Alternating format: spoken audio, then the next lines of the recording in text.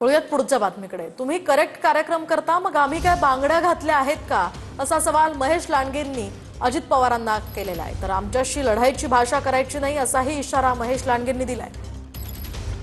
तुम्हाला माहिती आहे मी कुणाच्या वाकड्यात जात नाही, माझ्या वाकड्यात कोण गेलं तर मी त्याला सोडत नाही।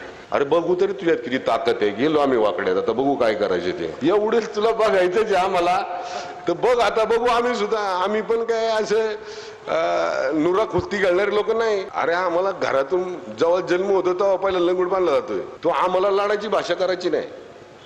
आम्ही नम्र आहोत, नम्र राहणार। तुम्हाला अख्ख्या महाराष्ट्राला माहिती आहे, मी जर कुणाचं ठरवलं तर त्याचा कार्यक्रमच करतो। अरे तू कार्यक्रम करतो तर आम्ही काय बांगडे घातलो?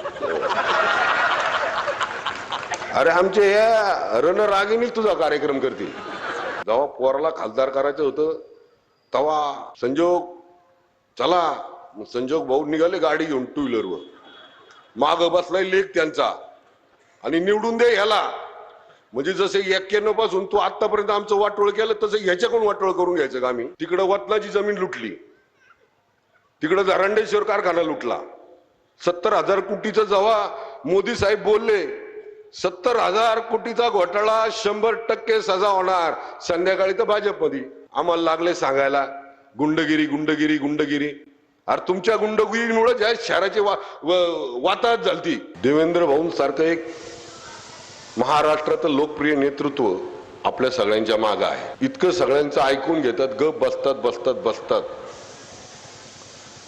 आणि ज्याला इशारा द्यायचा त्याला कळालं की देवा भाऊ आता काहीतरी करणार आहे, की संध्याकाळी 70,000 कोटीचा घोटाळा काढणार आहे, संध्याकाळी लगेच जमा होते।